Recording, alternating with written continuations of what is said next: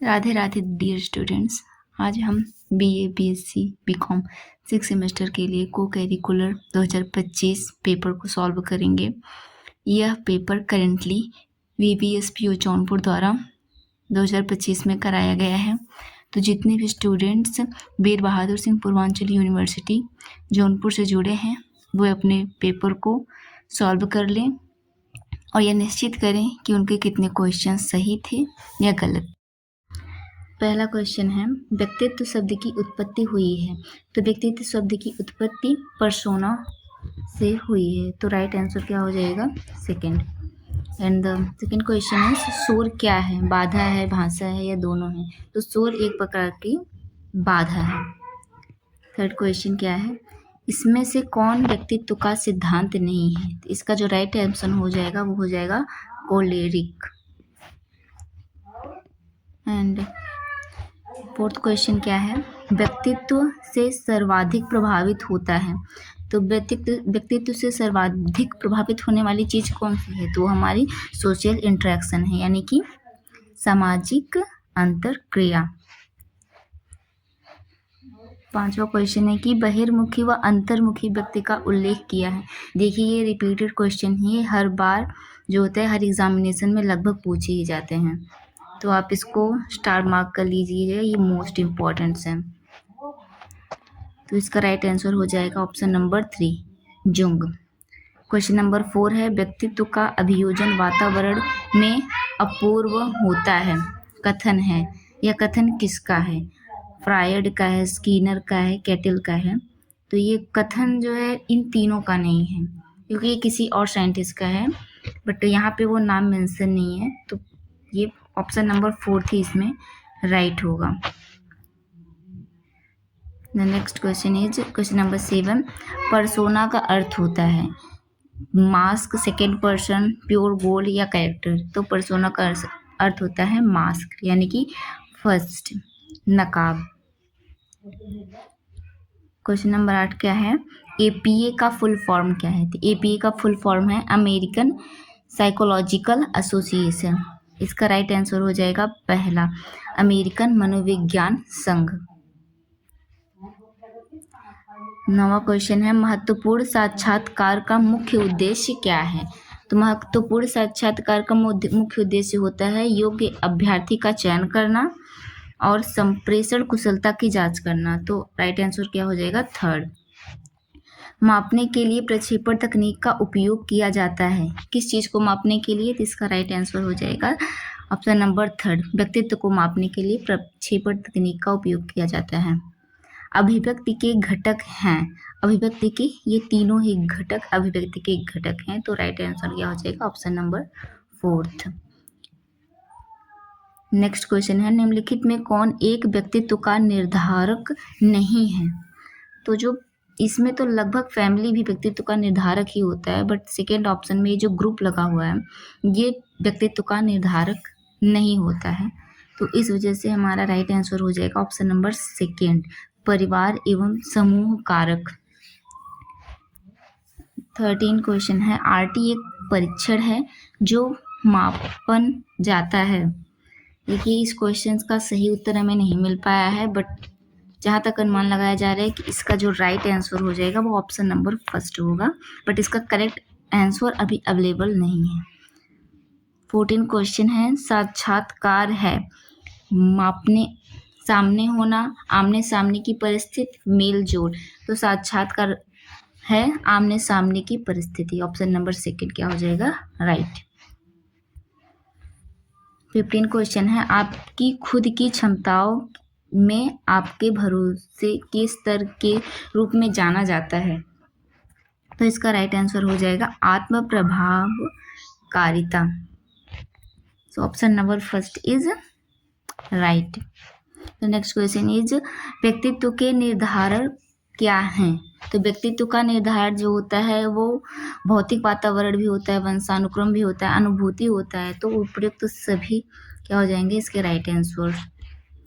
Question number 17, निम्नलिखित मनोवैज्ञानिक में से किसने व्यक्तित्व के लक्षणों के रूप में वर्णित करने का प्रयास किया है? तो इन सभी ने व्यक्तित्व के लक्षणों को वर्णित किया है। तो ऑप्शन नंबर 4 क्या हो जाएगा? राइट। साक्षात्कार के समय प्रवेश करना चाहिए, तो हमें शांत रूप से ही साक्षात के समय प्रवेश करना चाहिए। ड्यूरिंग द इंटरव्यू क्या होना चाहिए? तीव्रता को लाना चाहिए, बट तुरंत प्रवेश करते समय हमें क्या रहना चाहिए? शांत रहना चाहिए। तो क्वेश्चन नंबर 18 का राइट आंसर क्या हो जाएगा? फर्स्ट। व्यक्तित्व गुणों से व्यक्ति की विशेषताएं प्रक्षेपित होती हैं, जैसे व्यवहार, भाव, चिंतन के प्रारूप। तो इसका राइट आंसर हो जाएगा ये सभी। समूह चर्चा में मानक रूप से लोगों की संख्या होनी चाहिए, तो समूह चर्चा में जो लोगों की संख्या होनी चाहिए वो मिनिमम होती है 8 to 12 लोगों की संख्या होनी चाहिए। साक्षात्कार का प्रकार नहीं है, तो इसमें से साक्षात का प्रकार नहीं है वो है क्वेश्चन, इसका आंसर हो जाएगा आंसर नंबर 4, पारिवारिक साक्षात्कार। सामूहिक चर्चा का प्रकार नहीं है, तो सामूहिक चर्चा का ऑर्गेनाइजेशनल जो होता है संगठित एक सामूहिक चर्चा का प्रकार नहीं है। इसका राइट आंसर हो जाएगा आंसर नंबर 4। क्वेश्चन नंबर 23 देखिए, प्रभावी संचार का मुख्य तत्व कौन सा है? तो प्रभावी संचार का मुख्य तत्व होता है सक्रिय सुनना। इसको आप वेरी वेरी इंपॉर्टेंट समझ लीजिए, क्योंकि ये क्वेश्चन लगभग रिपीटेड है और हर यूनिवर्सिटी में पूछा जा रहा है। सो नेक्स्ट क्वेश्चन इज, कौन सा संचार प्रकार गैर मौखिक संकेतों जैसे कि चेहरे की अभिव्यक्तियां और इशारों को शामिल करता है? तो इसका राइट आंसर हो जाएगा गैर मौखिक संचार। नेक्स्ट क्वेश्चन है, व्यक्तित्व विकास में कौन सा गुण मजबूत पेशेवर संबंध बनाने के लिए सबसे महत्वपूर्ण है?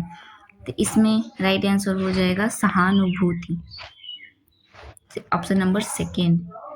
क्वेश्चन नंबर 26 देखिए, आप आत्म असर्टिव संचार का मुख्य उद्देश्य क्या है? इसका जो राइट आंसर हो जाएगा वो हो जाएगा ऑप्शन नंबर 2, अपनी ज़रूरतों और विचारों को स्पष्ट और सफलतापूर्वक व्यक्त करना। क्वेश्चन नंबर 27, पब्लिक स्पीकिंग के दौरान मंच के डर को दूर करने के लिए कौन सी रणनीति प्रभावी है? तो इसमें जो प्रभावी रणनीति है वो हो जाएगा भाषण को कई बार अभ्यास करना, because we all know the practice make a man perfect. So the option number 2 is right. Question number 28 क्या है? इंटरपर्सनल संचार के संदर्भ में फीडबैक का क्या मतलब है? तो इंटरपर्सनल संचार के संबंध में फीडबैक का मतलब होता है कि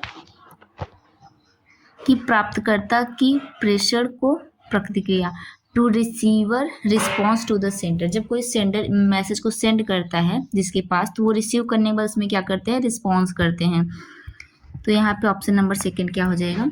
राइट हो जाएगा।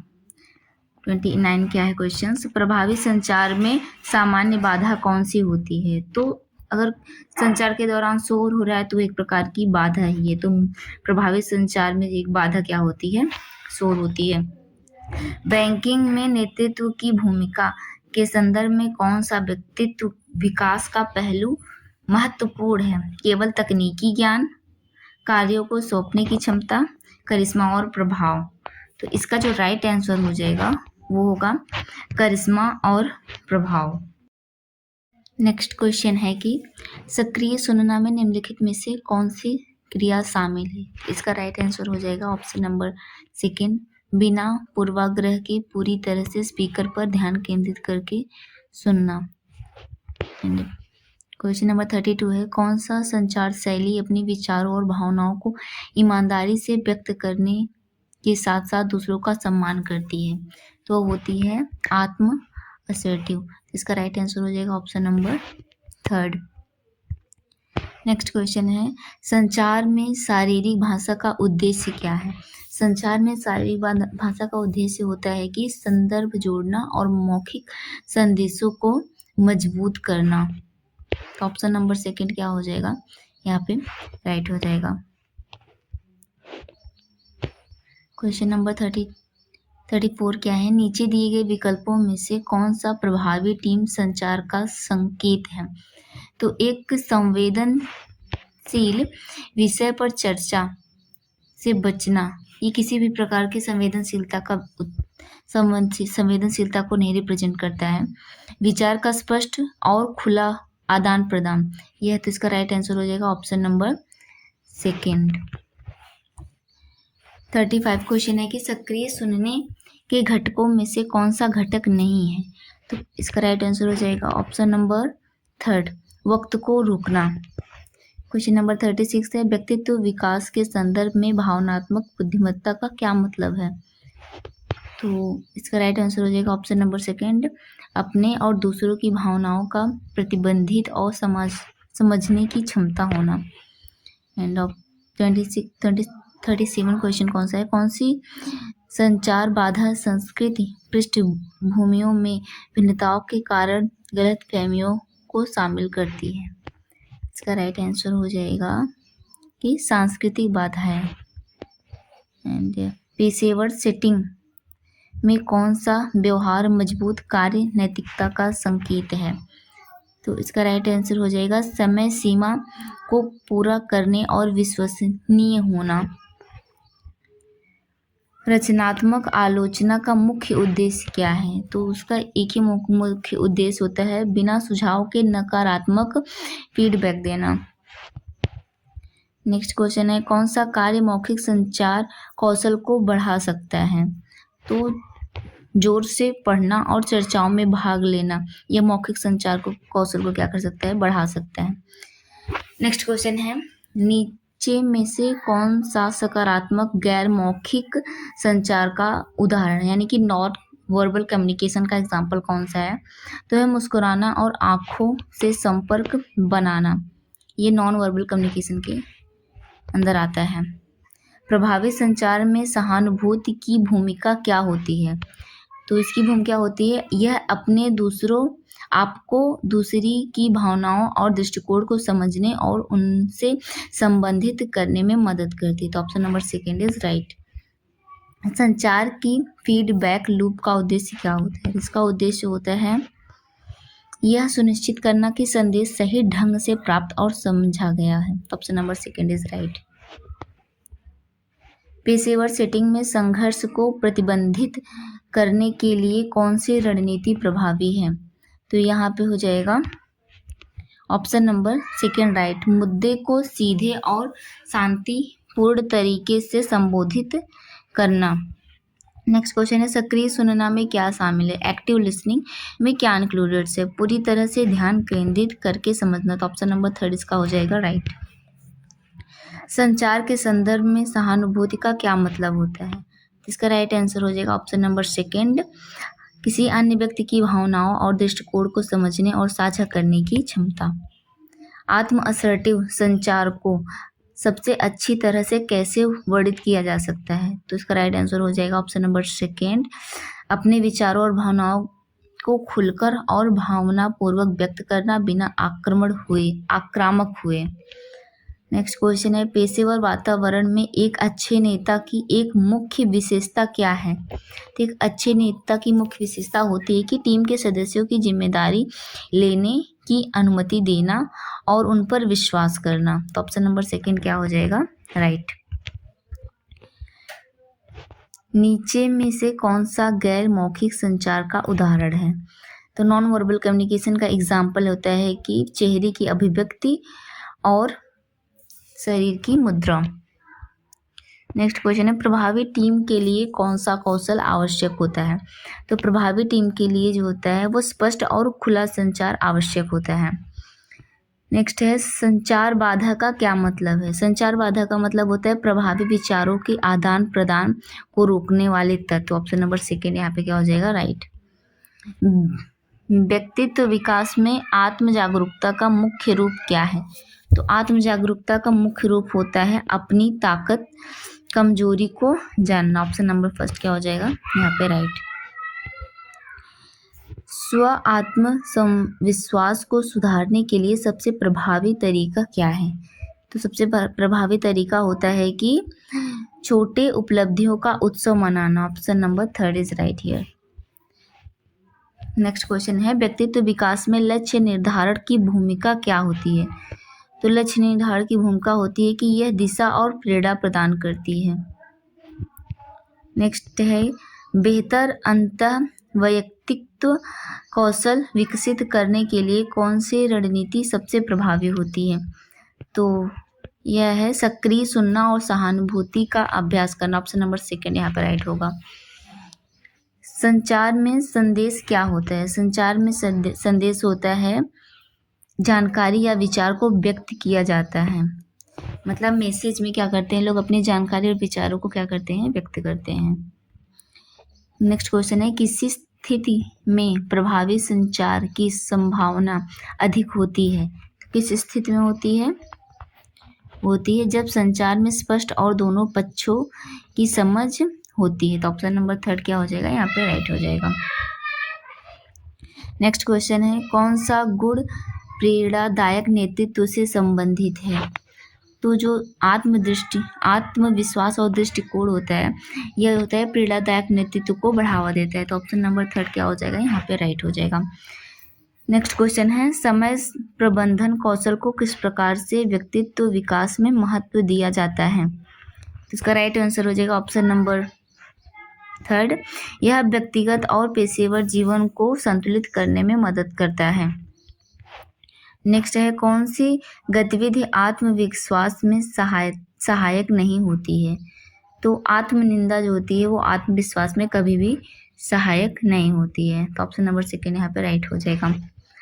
प्रभावी संवाद की विशेषता क्या होती है? तो प्रभावी संवाद की विशेषता होती है स्पष्टता, संक्षिप्तता और सही समय पर प्रक्रिया।